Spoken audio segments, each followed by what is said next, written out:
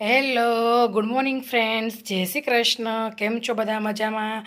આજે હું મારા ફર્સ્ટ વિડીયોની શરૂઆત કરું છું વ્લોગિંગની. તો તમે બધા મને સપોર્ટ કરજો. આ છે મારું મંદિર અને એમાં મારા ઠાકોરજીની સેવા મારે થઈ ગઈ છે આજે. હું તમારી જોડે મારા મંદિરના ફોટો શેર કરું છું, વિડીયો. મારી પાસે મેં મંદિરમાં બધા જ ભગવાનને રાખ્યા છે. તમને લોકોને એવું લાગશે કોઈ ભગવાન બાકી જ નથી રાખ્યા, પણ બધાને જ રાખ્યા છે મેં. તમે જોઈ શકો છો અમારા કાનાજી સરસ તૈયાર થઈને રેડી થઈ ગયા છે. અત્યારે ટાઈમ થઈ ગયો છે 12:15. ફ્રેન્ડ્સ 12:15 થઈ ગયા છે અને મારે બધું જ કામ થઈ ગયું છે સવારથી.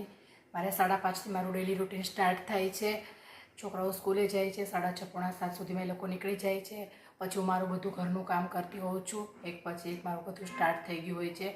અત્યારે હું ફ્રી છું, મારો રસોઈનો ટાઈમ છે. પણ આજે અમારા એરિયામાં ગેસનું કનેક્શનમાં કશું પ્રોબ્લેમ હોવાને કારણે ગેસ કનેક્શન નથી, કે કશું ચેકિંગ થતું હશે એના કારણે ગેસ કનેક્શન નથી. તો હું રસોઈની સ્ટાર્ટ કરી અને ગેસ કનેક્શન નથી તો શું કરવાનું હવે? રસોઈ તો કેવી રીતે કરવાની?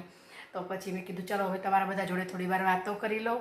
ત્યાં સુધીમાં જો ગેસ કનેક્શન આવશે તો પછી કંઈક બનાવીશું, બાકી તો ચટર-પટર કંઈક ભેળ બનાવીને કંઈક એવું હવે પેટ પૂજાનું કરીશું.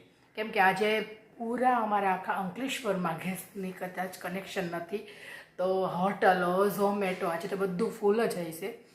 એટલે હું એવું વિચારું છું કે કંઈક ભેળ કે એવું બનાવી દઈશું. મેં કાલે જ ચટણી બનાવીને સ્ટોર કરેલી છે આંબલીની. તો એવું વિચારીએ છીએ કે મેંગોની સિઝન છે તો મેંગો તો છે જ એના જોડે. તો પછી આજે ગેસનું કામ હવે બંધ. આ એક ગ્લાસ છે કાણાવાળો. ઘણીવાર મારી ઘરે કોઈ આવતું હોય છે તો મને પૂછતું હોય છે કે આ ગ્લાસ તમે શેના માટે યુઝ કરો છો? આ કાણાવાળો ગ્લાસ શું કામમાં આવે છે? તો આજે હું તમને એક ટિપ્સ આપું છું કે કુકરમાં આપણે દાળ, ખીચડી એવું બધું મૂકતા હોઈએ તો બહુ જ ઉભરાઈને બધું બહાર આવતું હોઈએ છે. તો આ ગ્લાસ છે એને આવી રીતે સીટીની ઉપર મૂકવાનો હોય છે. આવી રીતે ગેસના કુકર બંધ કરીને એની સીટી પર મૂકવાનો હોય છે. જો આ ગ્લાસ ઉપર મૂકશો તો બાજુબાજુમાં જે આપણે બધું ઉડીને જતું હોય છે, આ બધી ફ્લોર બધી ખરાબ થઈ જતી હોય છે, ખીચડીવાળીને એવી બધી યલો થઈ જતી હોય છે, દાળવાળીને આપણો ગેસ પણ આખો ગંદો થઈ જતો હોય છે ઉડીને. તો એના માટે આપણે આ ગ્લાસ ઉપર મૂકીશું તો એ ઉડશે નહીં અને આની અંદર જ બધું રહેશે અને તમારું આગળ પાછળનું બધું ખરાબ નહીં થાય. તો આ જ હતી મારી આજની કિચનની ટિપ્સ. તો ફ્રેન્ડ્સ 1:45 થયો છે.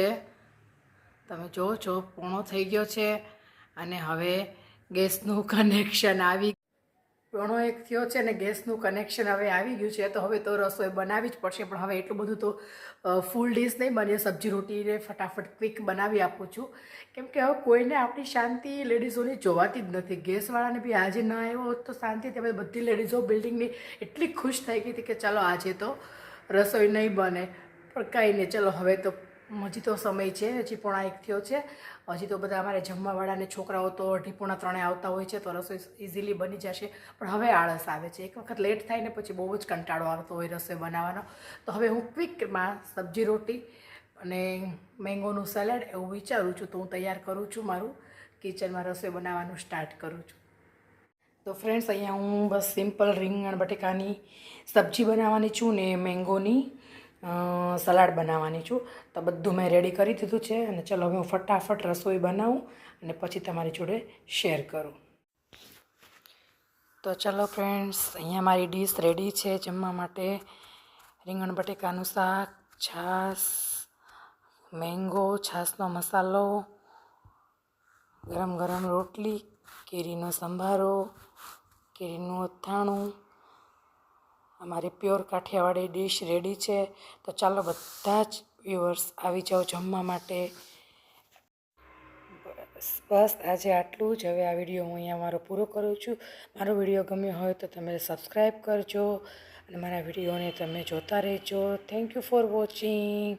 જય શ્રી કૃષ્ણ.